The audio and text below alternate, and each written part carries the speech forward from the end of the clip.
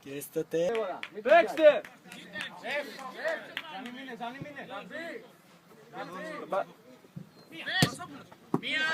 Παρασκούδη, το Παρασκούδη. Ανάποδα το έδωσες. Πού τα χάφε μάλακα. Τίποτα, ούτε κέντρο δεν υπάρχει. Ρε Βασίλη, κέντρο δεν είσαι! Μπράβο.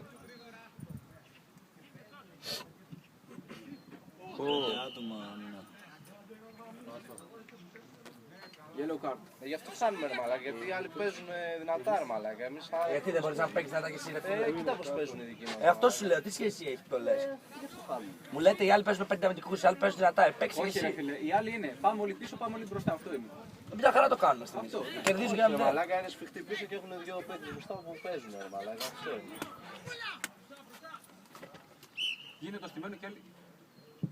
Κάνε ένα καλό στημένο ρε Βασίλη γάμο. Δες τώρα, είναι πιο πολύ αυτοί από εμάς. Σχεδόν. Φάλαν και πέρα. Ναι ρε μαλάκα, αυτό είναι περισσότερο. Τι, να το φάμε δε και δεύτερο τέλος. Πάμε τώρα! Είναι πολύ καλή και φίλε, παίζουν πολύ καλά οι άλλοι. Είναι απλά κρατάνε τις θέσεις. Αυτό είναι. Παίζουν και ένα-δύο. Πατάνε καλύτερα ρε φίλε. Μπράβο Σπύρος. Παίξτε με ψυχή ρε. Πρώτος μπάλα Μίτσο.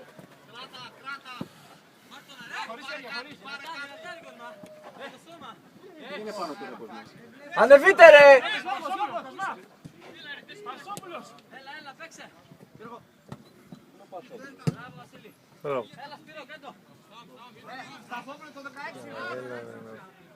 Να βγει μια φάση.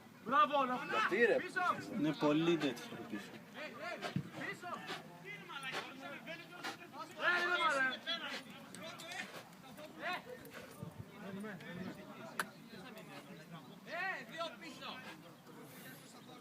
Ένας παίκτη, ένας βάθος.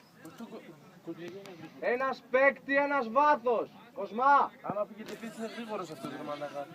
Το 99 δικό σας. Κοσμά. Το παίκτη. Ένας παίκτη, Έλα, ένας ρε. βάθος. Έλα πιο πίσω, γύρνα ρε! Άντε! Μαλάκα. Ποιος το χάσε? Το τριλάς. Μαλάκα δεν γίνεται αυτό από το ένα μέτρο. Ούτε μισό μέτρο δεν ήταν. Ποιος ήταν? Πόσο μπροστά.